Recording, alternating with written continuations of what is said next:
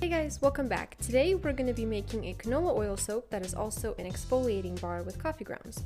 What you are going to need is 32 ounces of canola oil, 9.7 ounces of distilled water, a quarter cup to a half a cup of coffee grounds, 4.1 ounces of lye. This is the lye that I always use. It's just a drain cleaner that I get from Lowe's.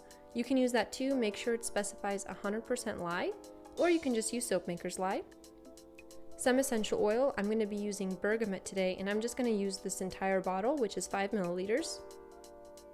And a soap mold. Now, if you see my other soap videos, you'll see that I use pretty flower molds for myself, but I make this bar of soap specifically for my husband, and he likes it to be just a normal bar of soap. But whatever mold you have. And of course, safety first, make sure you have your goggles, a mask, and some latex gloves as well. Now, I don't have all of my materials laid out, just the ingredients, because I did go over all of the materials that I use, like my immersion blender, my plastic buckets, and all that in my coconut oil soap video, which I'll link above right here.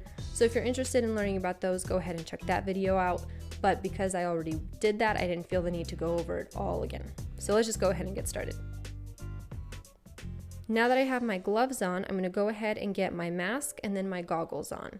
Make sure that you use this step, even if you walk away. Make sure you realize that you don't have your mask on and put it back on, because one time I left the room to let the lye cool down, came back in, totally forgot to put my mask back on, and the fumes hit me in the face like a brick wall, okay? They're super harsh. It's just easier to remember to have your mask on, okay? You're gonna save yourself a lot of trouble.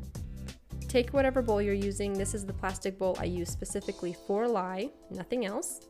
You're just going to put it on your scale to zero it out and measure out 4.1 ounces. Okay, once that's measured out, you can just put your kitchen scale to the side. If you have your water measured out. If you don't, measure it out, but okay, you get the point.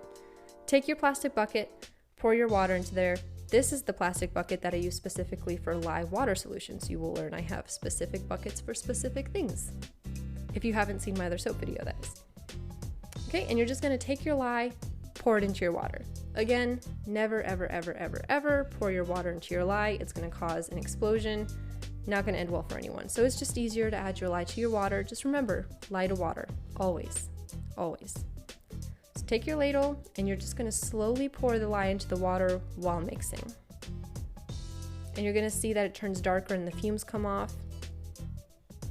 One thing I did not mention is that make sure you have some white vinegar on hand, because if you happen to get the lye water solution on your skin, the vinegar is going to neutralize it. So it's just a good thing to have on hand or on the side just in case.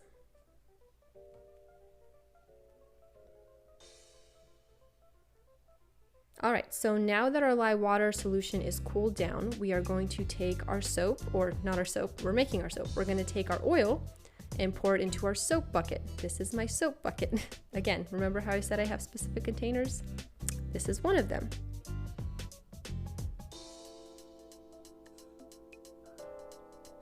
And once that's poured in, just get your immersion blender ready into the oil, because we're gonna pour our lye water mixture into there.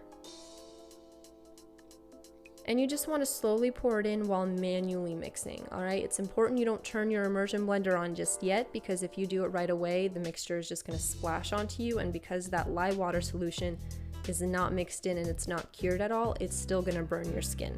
So just be careful when mixing. Easy does it with it. Once it's well combined, then you can turn your immersion blender on and start bringing the mixture up to trace. Now, one thing I will say about this soap is it is my husband's absolute favorite for the scent. It's his favorite scent combination, so I definitely urge you to try it if you have not had anything that's like coffee bergamot scented yet.